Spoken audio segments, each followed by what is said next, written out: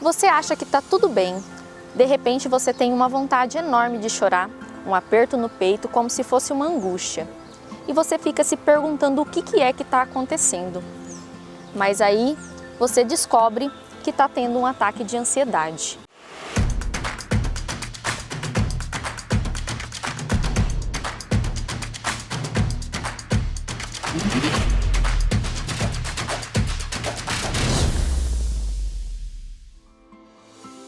Isso é o que se passa com a pessoa ansiosa.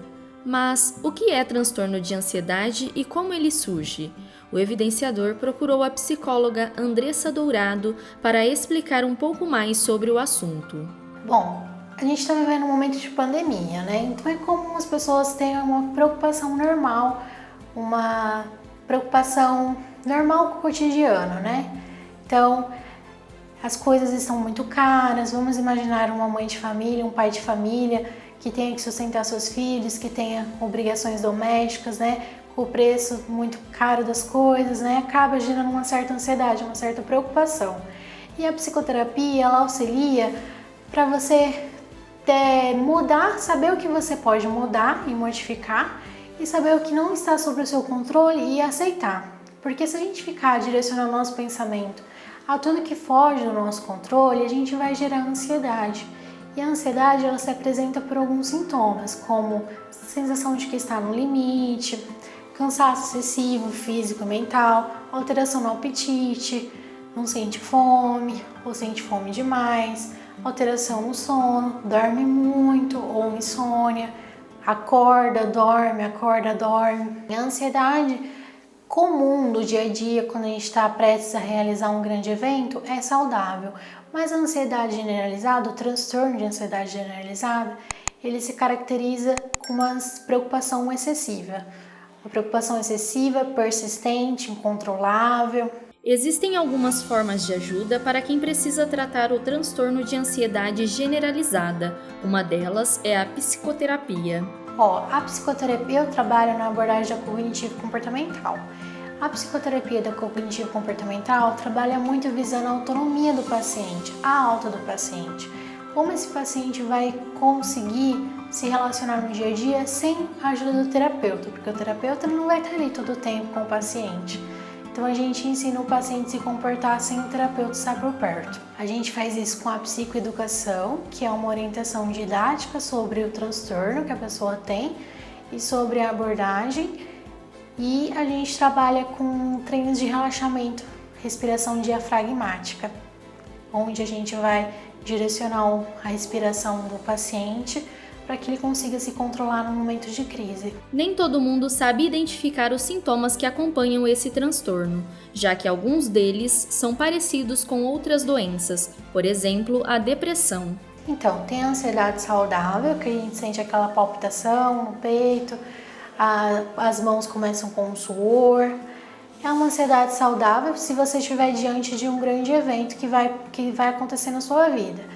Mas o transtorno de ansiedade generalizado, ele se caracteriza por alguns sintomas físicos, né? Como a insônia, a alteração no apetite, a sensação de estar no limite, cansaço físico-mental. E se a pessoa estiver durante uma crise de ansiedade? O que fazer para controlar essa situação? Sim, fazer alguma coisa que gosta, mas o ideal mesmo, quando a pessoa está diante de uma crise de ansiedade, ela parar tudo que ela está fazendo, respirar fundo, respiração diafragmática, né, que seria aquele respirar com a barriga, porque a gente vê exatamente esse órgão se movimentando, né?